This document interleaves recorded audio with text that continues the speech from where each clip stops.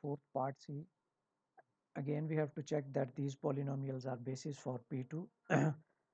Again, first we check for linearly independence. Linear combination is equal to 0 vector. Then K1 P1, K2 P2, K3 P3, as it is a polynomial. So the 0 polynomial will be this one, polynomial of degree 2. Then we have make the comparison of constant term, then terms involving x, and then coefficient of x square, and there we get these equations. If you want to take its determinant you can check that that is not equal to 0. But from here, from equation 1 we have k1 equal to 0, and putting this we get k2 and then k3 equal to 0. As value of all these variables equals to 0, it means the vectors are linearly independent. Now we check for the spanning. For spanning, we have to suppose one polynomial that is taken from P2, and this is that supposed polynomial. Now the supposed polynomial is equal to the linear combination of given polynomials. Again, moving on a same pattern. Previously, K1, A1, A0 and A2, these were equal to 0 for linearly independence. Here they are equal to A0, A1 and A2, and we have to check whether this system is consistent or not. So simply we take the determinant of this system, and that is not equal to 0. It means that the system is consistent. So vector spans, both the conditions are satisfied. So vectors are basis for P2. These are the matrices, and again for linearly independence, the linear combination of these matrices equals to 0. Putting those equals to 0, this system will be a 4 by 4, so we need not to solve such big system. But we must know the logic. If 3 matrices are given, then again we will have 3 equations, and again we check their determinant and then conclude our results. Now these are the system of equations, and we have to find their dimensions. We know the dimension of r raised to power n, we know the dimension of polynomial of degree n, we know the dimension of matrices. But when we are given with the system of equations and then we have to find the dimension of such solution space, then it means that we have to solve the system either by Gauss elimination or Gauss Jordan method. Then when we get the values of x1, x2 and x3, from there we check whether the system has some dimension or it has no dimension. So let me start with the question. As this is homogeneous system, so we are not putting the solution side in our augmented matrix. This is the augmented matrix. Now I am using Gauss elimination method. So for Gauss elimination method, I know that this component will be equal to 0 and this component also needs to be equal to 0. So these are my row operations, R2 plus 2 times R1 and then R1 plus R2. I am using sign of equivalence because these are matrices now, these are not the determinants. Now we have to make this element equals to 1 and it is already 1, so we make this element equal to 0. And how it will be done? By R3 minus R2, because our pivot row is R2 now.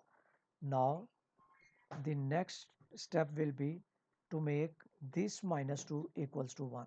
And how we make this equals to 1? By multiplying row 3 by minus 1 by 2. And now this is reduced by Gauss elimination method. Now applying backward substitution, the equations will be x1 plus x2 plus x3 equals to 0, x2 plus 4x3 equals to 0, and x3 equals to 0. So these are the equations. So from this equation x3 equal to 0, putting this value in this equation we get x2 equal to 0, x2 and x3 equal to 0 in this equation will give us x1 equals to 0. That shows that this space has no dimension. Now we check how we can get the dimension in this question. Again, this is homogeneous system. 1 minus 4 3 and minus 1, 2 minus 8 6 and minus 2. Then again reducing it by Gauss elimination method, 2 minus 2 will be equal to 0. So my row operation will be R2 plus minus 2 R1. Now R2 equals to the 0 row. Now I will do the backward substitution. X1 minus 4x2 plus 3x3 minus x4 equals to 0, and this can be written as 0x1 plus 0x2 plus 0x3 plus 0x4 equals to 0. Now remember that when we have this type of scenario, that we have one equation and four variables, so we will have infinite solution. So I have written x1 in a form of 4x2 minus 3x3 plus x4. Now my suppositions will be for x2, x3 and x4. I have made x4 is equal to p, x3 is q and x2 is equal to r. Now x1 will become, putting value of x2, 4r minus 3 putting value of x3 minus 3q plus putting value of x4, that is p. Now we have value of all the four variables. x1 की भी value हमारे पास है, x2 की, x3 की और x4, इन सब की values अब हमारे पास है.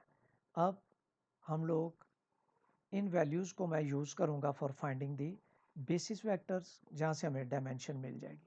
अब मैंने क्या किया, x1, x2, x3, x4 column बना लिया. यहाँ पे x1 की वैल्यू, x2, x3 और x4 की ये वैल्यूज़ मैंने पुट कर दी. ये x1, x2 क्या है r, मैंने यहाँ पे लिख लिया x2 को r, q और p को 0q और 0p लिख दिया. अब मेरे पास यहाँ पे जो ये सोल्यूशन मैट्रिक्स है, इसमें मेरे पास तीन वेरिएबल्स हैं, p, q और r. मैं इसको तीन डिफरेंट मैट्रिक्स, कॉलम मैट्रिसेस की फॉर्म पे लिख रहा हूँ. पहले में से मैंने लिख लिया p plus 0p plus 0p and plus p. फिर q के मैंने सेपरेट कर दिए, यहाँ से आ गया माइनस 3q, माइनस 3q, यहाँ से 0q, यहाँ से 1q, यहाँ से फिर ये 0q, ये माइनस 3q, 0q, q और फिर 0. फिर r के लिए मैं फॉर्म कर रहा हूँ 4r जो कि ये है, फिर r जो कि ये है, then here I have 0r and here also I have 0r. So these are 0r and 0r. Now we can take p common from first column matrix. p common आ गया, यहाँ रह गया 1 0 0 1.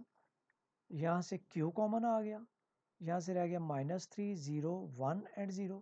यहाँ से r कॉमन आ गया, यहाँ रह गया 4 1 0 और 0. अब ये हमारे पास तीन वेक्टर्स आ गए जो बेसिस वेक्टर्स हैं, 1 2 और 3. जितनी भी किसी में बेसिस वेक्टर्स होंगे उतनी उसकी डायमेंशन होगी. यहाँ पे हमारे पास तीन बेसिस वेक्टर्स हैं, so this solution space has 3 dimension. तो इसकी डायमेंशन जो है वो 3 आ गई. दोबारा से इसको हमने गॉस एलिमिनेशन से सॉल्व किया. जब हमने इसकी सॉल्यूशंस लिखे तो उसको वापस हमने x1, x2, x3 और x4 की फॉर्म पे लिख लिया. जितने भी वेरिएबल्स इस साइड पे होंगे हम उनके अलग-अलग कॉलम मैट्रिसेस बना देंगे. फिर उनमें से जितने कॉलम मैट्रिक्स हमारे पास कॉमन लेने के बाद रह जाएंगे उतनी उस सॉल्यूशन स्पेस की डायमेंशन होगी.